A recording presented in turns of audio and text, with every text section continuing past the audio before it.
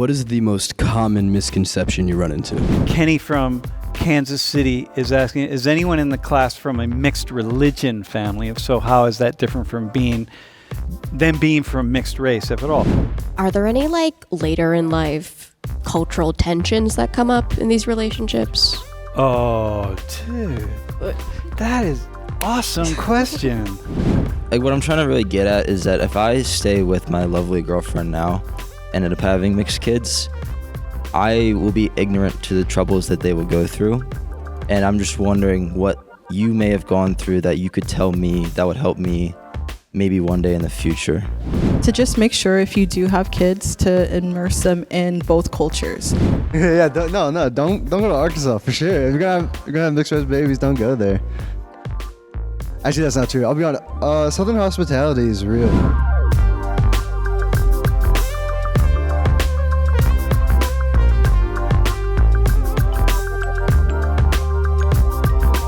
What is the most common misconception you run into? My mom, she dressed me really well when I was a kid. Growing up in the South, that was a bit weird.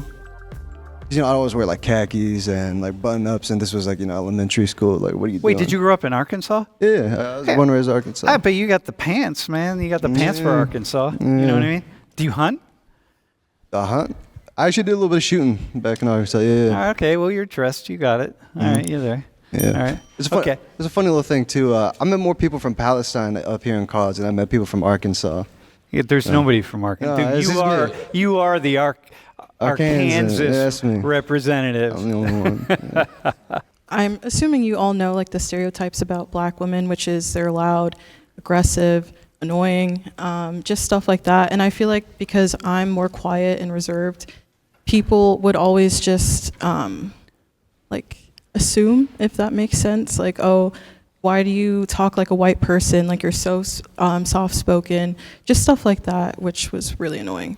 So but when they met your mother, what did they say, or did they make assumptions? Or they would be like, "Are you adopted?" And I would have to say no, because I am Mexican, but I don't look it. Hey, what part of your? Can I ask you this question? What part of your facial features are from your mom?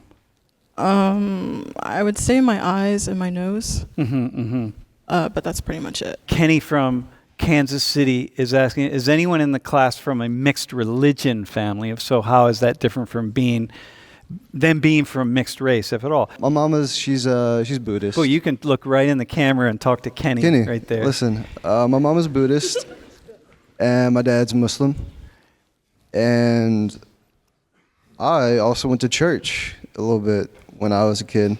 I was Baptist, Southern Baptist for a little bit. Yeah, well, you kind of have to in Arkansas. It was not. It wasn't. Whether it was a choice, I wouldn't say.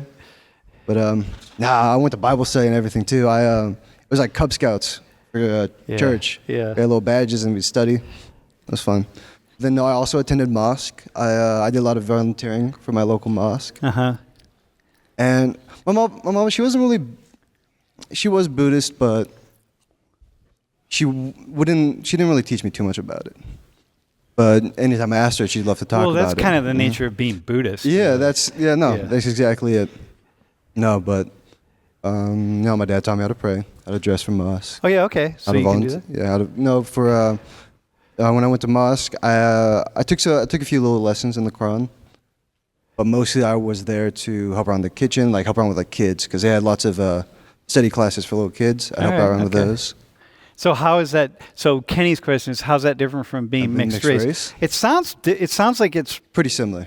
No, it's very similar, right? It sounds like there's actually so many different things happening. No, yeah, because if I go to mosque, I'd be the only one who looked like me. No, you got a lot of different people from different Arab countries. You didn't have too many is it Indonesia? Yeah. Indonesia has a lot of Muslims. No Indonesians there. Yeah. And when I went to church, only non-white person there. Yeah. Southern Baptist, I was only non-white. It kind of got weird for a little bit. Well, especially if they find out that you've ever been to a mosque. Yeah. Speaking of mosques, our local mosque, we got a lot of threats. I'll be honest. We had to have a sheriff outside our the parking lot, like most of the time, most of the week. In the mosque? Just you stayed outside. They switched out, but yeah, they just stayed outside. Yeah, it's mosques and synagogues, man. Mm. Are there any like later in life cultural tensions that come up in these relationships? Oh, dude. That is awesome question. I feel like with my parents, my dad never really learned Spanish, so kind of later in the I can't speak. In the relationship, it would just be like arguments about not being able to understand my mother when she's speaking to her parents or her aunts or her siblings. So I feel like that definitely caused a bit of tension just because they didn't know each other, or excuse me, my dad didn't know my mom's language. So, dude, that's what an awesome. Yeah, there it is. That's a beautiful question, beautiful answer. That is such a source of tension in a marriage when it's, mixed race, mixed culture, or whatever, and you're not able to really communicate. And your mom came here when she was 18. Yes. She probably didn't speak English at all. No, she's fluent now. Yeah, but still, like all of her family back home, and it's like, it's important. Right. I know, like, growing up as a mixed kid could be tough.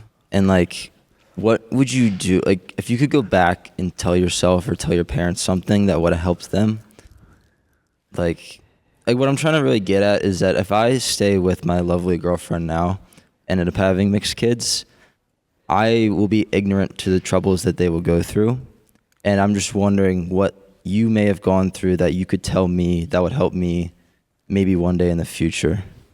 I think my biggest thing is the hair.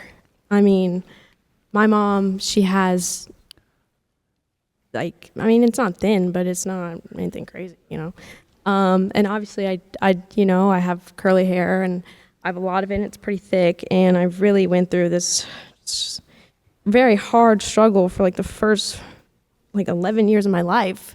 She didn't know what she was doing. So I think the biggest thing, learn. I forgot what race your girlfriend is, but I know you. Japanese. Okay. Yeah. Well, then you might not have a problem with that. But they're most likely going to come out with some sort of coil, some sort of curl. So, just maybe, watch a YouTube video or something, Watch at least one Dude, just watch one YouTube video. You'll be good. It's oh, my God. That's definitely my biggest, thing there. No, but that's big, right? So you're a young girl. Yeah. So she's saying, as a young girl, she's saying you got to pay attention to these things. They really, really matter. I actually know a little bit about that. You know a little bit about hair? Well, like black women's hair? not exactly that, but so no, but you're allowed to say, yeah, I know a little bit. My mom and my dad have pin straight hair, and me and my sister. I mean, I have relatively curly hair, but my sister came out with the tightest coils. And she's ginger. It doesn't make any sense. Whoa. So my dad thinks she's not his kid, but then we got the 23andMe testing, and so she is his kid. I mean, she also looks my mom doesn't think that she's her kid either, because she looks nothing like my mom. She says if she didn't come out of me, I would not think that's my child. Yeah, they could have mixed. Hey, mom, they might have mixed her up in the hospital, by the way. Maybe, so, but I remember as a little kid, my sister absolutely crying, death screams every night, because my mom would try to comb her hair, and she had the most tight curls, and it'd be pulling at her and ripping her hair. And my mom had straight hair all her life, so she doesn't know. She doesn't know. To deal with that, and my ears would be bleeding because my sister would be crying so loud. Yeah. Now that's intense, man. That's intense. Okay, I would say definitely because you all have a mixed race relationship, to just make sure if you do have kids to immerse them in both cultures. Don't leave one culture out, and just tell them that it's okay to be a mixed race child, because growing up I was bullied a lot just for being black and Mexican, and I was called a lot of names, and I think that really hit my confidence a lot, just because I was a kid and I was being called all these names. So I would just say make sure your child knows that it's okay to be a different race, and to not let what other people say deter their feelings or who they are as a person, because growing up, like, it's just not fun, you know. So. Yeah, that's cool. That's really, really cool. Yeah, don't go to Arkansas for sure. If you're gonna have mixed race babies, don't go there. Actually, that's not true. I'll be honest. Southern hospitality is real. I had anytime I went to someone's house, I was treated with respect. You know, make sure to give yours first. But I'd say if you're gonna have mixed race babies, have fun. But have fun with it. Have fun with it. Have fun making babies, y'all. All right, yeah. all right. You heard it. You heard it from him. Make sure they're involved with the community. Not just their local community, but whatever ethnic or religious community they can find there. Yeah, because like for you, Aaron, it would have been different if either your mother or your father was Chinese.